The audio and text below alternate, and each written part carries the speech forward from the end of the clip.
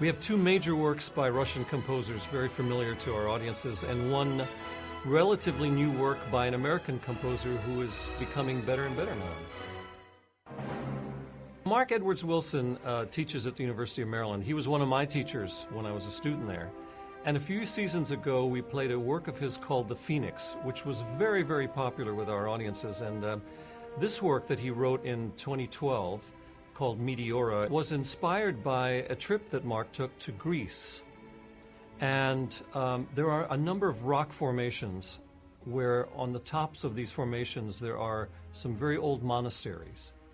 And the sight of these monasteries on the rocks just inspired him to write this piece. And it turns out that Meteora in Greek means suspended in air. So this piece has that feel of suspension in it, but it's also a very magisterial, a very tonal and colorful piece of music, and it's a great way to open this program. The second violin concerto of Prokofiev has become a very standard work, especially of 20th century violin concertos. I'm very pleased that on this occasion, Cho-Liang Lin, or Jimmy as his friends call him, is here to play. Jimmy has had an extraordinary career, international career. He started when he was 5. I think he played his Carnegie Hall debut at 5. And has since played all over the world and is currently teaching now at Rice University. The concerto is a glorious piece of music. The first movement is rather somber and dark, but it has a lively undertone to it. The second movement is glorious love music. So you will hear this soaring, beautiful melody accompanied by plucking strings. The third movement has a sort of Spanish flavor to it. His use of castanets sort of helps in that vein, but it's a very exciting concerto, wonderful to hear, and you're going to hear a great soloist play it.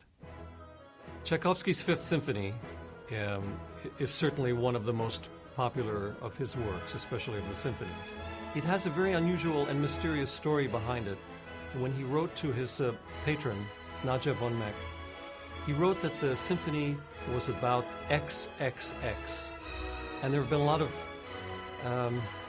theories about what XXX means. When you hear the beginning of the symphony, which is played very quietly and somberly by the clarinets, accompanied by the lowest stringed instruments, you get the feeling that there's something very troubling about this piece.